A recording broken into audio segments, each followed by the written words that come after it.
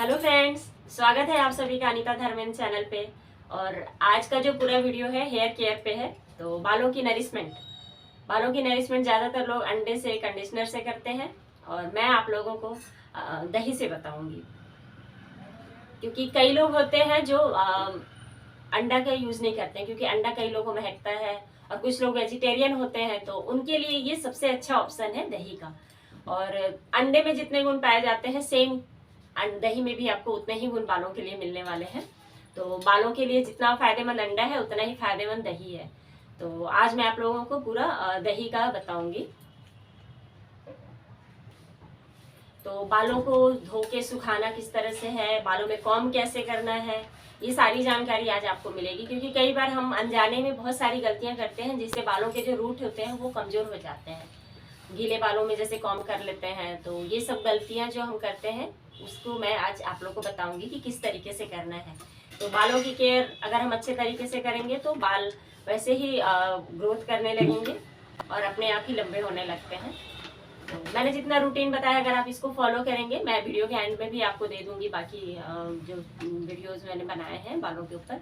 तो ये सारे पूरे 4 स्टेप में हैं। तो 4 स्टेप्स अगर आप 15 दिन में भी करते हैं या हफ्ते भर में भी करते हैं तो दोनों ही फायदेमंद रहेंगे। तो हफ्ते में एक बार भी अगर आप इन सभी चीज़ों का यूज़ कर रहे हैं तो काफ़ी फायदेमंद रहेगा। और सिर्फ 3 महीने में ही आपको, आप खुद ही मुझे कमेंट करके बोलेंगे 3 महीने बाद कि हाँ हमारे बाल बढ़ने लगे हैं, हमारे बालों में एक अजीब सी अलग सी ही चमक आ गई है। तो आइए मैं अब आप लोग को दही लगाने का तरीका भी बता देती हूँ। तो बालों की नरिशिंग के लिए सबसे अच्छा ये ऑप्शन होता है दही। कई बार ऐसा होता है ना, अंडा हम नहीं लगाते हैं तो अंडे का ऑप्शन जो है दूसरा, सेकंड ऑप्शन। केक में भी ऐसे ही होता है, अंडे की जगह दही का इस्तेमाल कर लीजिए। और बालों के लिए भी यही है, अगर आप अंडा नहीं यूज़ करते हैं, वेजिटेरियन हैं, तो आप दही का यूज़ कर सकते हैं। उतने ही गुण इसमें भी होते हैं जितने आप अंडे से, जितना ज़्यादा आप बालों को अपने नरिश करते हैं उतना ही इससे भी होगा। तो सबसे पहले आप अपने बालों की लेंथ के हिसाब से ले लीजिए दही, जितना भी आपके बालों में लगता है, और फिर उसके बाद इसको अच्छी तरह से फेंट लीजिए। दही को फेंटना बहुत ही ज़रूरी है, क्योंकि इसी से आपको जो स्मूथनेस है ना वो आएगी। और अगर घर का दही है तो बेस्ट है। मेरे पास नहीं था इसलिए मैं दुकान से मंगाई। तो इसमें थोड़ा सा घी कम होता है, और जो घर का दही होता है उसमें घी मक्खन अच्छा रहता है, तो वो बालों के लिए और भी अच्छा है। और इसे लगा के 1 से 2 घंटे छोड़ दीजिए, और उसके बाद फिर आप या तो नॉर्मल पानी से धो लीजिए, तो वो एक बाल में ऑयलिंग का काम करेगा। और अगर आप शैम्पू कर लेते हैं तो भी आपके बाल बिल्कुल सिल्की स्मूथ हो जाएंगे। हफ्ते में एक बार इसका यूज़ आप कर सकते हैं। और इसे बिल्कुल ही अच्छी तरह से फेंट लीजिए। तो इससे क्या होगा, बालों में जब आप लगाएंगे तो एक क्रीम की तरह ये लगेगा। तो जिस तरह का मैंने पूरा रूटीन बताया है आपको, पहले ऑयलिंग करना, फिर प्याज के रस को लगाना, फिर मेहंदी लगाना, फिर उसके बाद ये दही, ये लास्ट है इसका। तो 15 दिन के अंदर अगर आप 2-2, 3-3 दिन के गैप में भी इन सब चीज़ों को करते हैं तो भी ये बहुत ही फ़ायदेमंद रहेगा। आप खुद ही देखेंगे 2 से 3 महीने में आपके बालों की लेंथ बढ़ जाएगी, बालों में एक चमक आ जाएगा, और बहुत ही अच्छा एक जो कहते हैं जिस तरह का आप बाल ढूंढ रहे हैं, क्योंकि इंडिया में बालों का थोड़ा सा क्रेज़ ज़्यादा रहता है। बालों के लेकर के लेडीज़ जो होती हैं, स्पेशली जो शादीशुदा हैं, उनको बालों का बहुत ही शौक़ होता है, लंबे घने काले बाल रहें। और आजकल तो लड़कियों में भी क्रेज़ है, उन्हें भी लंबे बालों का शौक़ है। तो ये जितना भी मैंने रूटीन आपको बताया, मेरे पिछले वीडियोज़ भी आप देख लेंगे, एंड में भी मैं डाल दूँगी, तो आपके लिए बहुत ही फ़ायदेमंद होगा। और इस स्टेज पे आप चाहें तो इसे ऐसे ही लगाइए।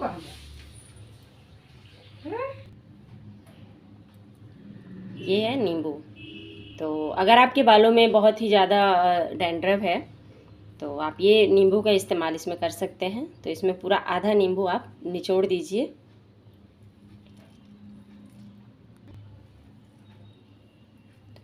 और इसे अच्छी तरह से इसमें हम मिला लेंगे।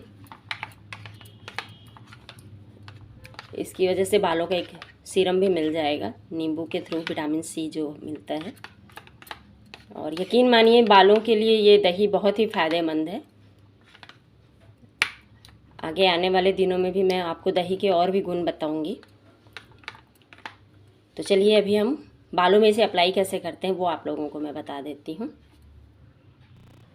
तो बालों में कुछ भी अप्लाई करने से पहले हमें कॉम्ब कर लेना चाहिए बालों में। और कॉम्ब के लिए आप हमेशा से बड़े दांत के जो कंघी होती है उसका इस्तेमाल करिएगा। तो सबसे पहले हम बालों में कॉम्ब करके और उसके बाद फिर हम दही को अप्लाई करेंगे। तो बालों को हम यहाँ नीचे से स्टार्ट करेंगे और ऊपर की ओर आ जाएंगे। तो इस तरह से हम पूरे बालों में कॉम्ब कर लेंगे और उसके बाद बालों में हम दही का इस्तेमाल करेंगे। तो दही को हम थोड़ा थोड़ा सा लेके अपनी उंगलियों के जो टिप्स हैं इनसे यूज़ करेंगे बालों में लगाने के लिए। तो सबसे पहले हम बालों में जो हमारे ये स्कैल्प्स हैं इनमें हम लगाएंगे। तो सबसे पहले हम थोड़ा सा बालों के इस जगह पे लगाएंगे हम इस तरह से। तो जो पूरे सारे ऐसा करके फिर हम यहाँ पे ऐसा एक निकाल लेंगे न्यू पार्ट और इसी तरह से हम पूरे बालों में लगा लेंगे। तो इस तरह से पूरा हम लगाते जाएंगे। अब देखिए मैं अपने पूरे बालों पे दही लगा ली हूँ। अब इसे हमें क्या करना है, इनको सबको इकट्ठा करके एक बढ़िया सा बन बना लेना है इस तरह से। और इसे हम 2 घंटे के लिए छोड़ देंगे।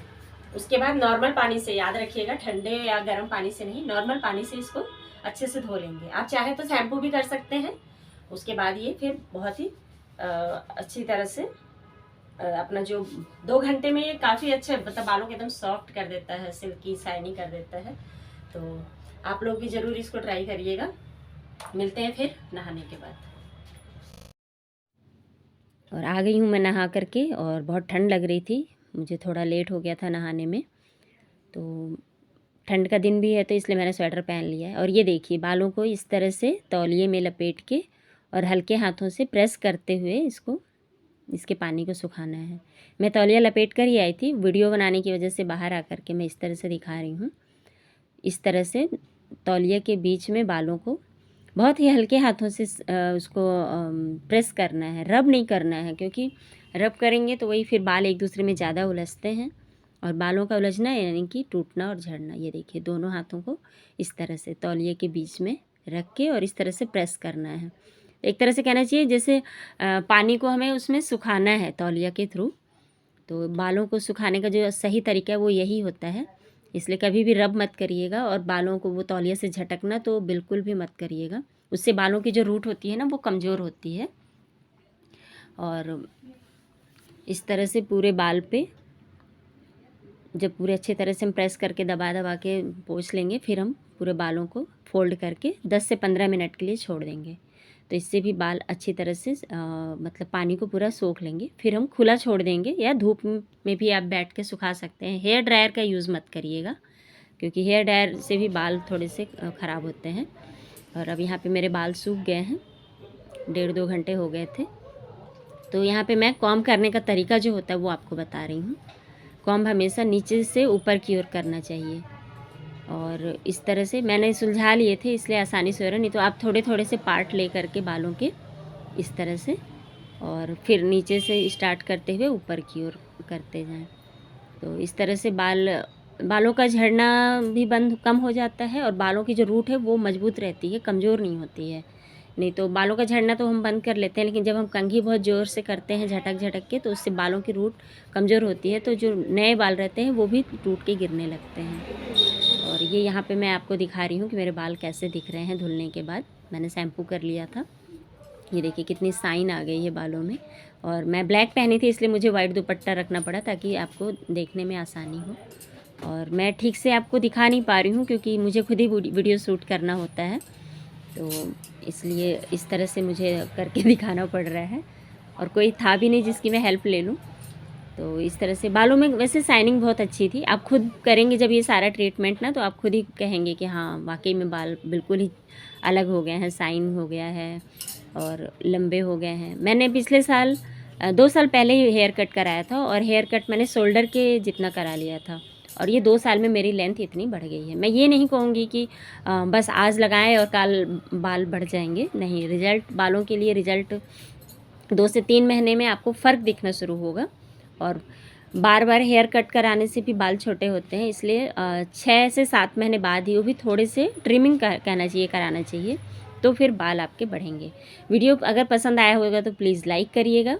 चैनल पर अगर नए हैं तो प्लीज़ सब्सक्राइब कर लीजिएगा, और जिन लोगों ने सब्सक्राइब कर लिया है उसके लिए थैंक यू। फिर मिलते हैं नए वीडियो में, तब तक के लिए बाय बाय दोस्तों।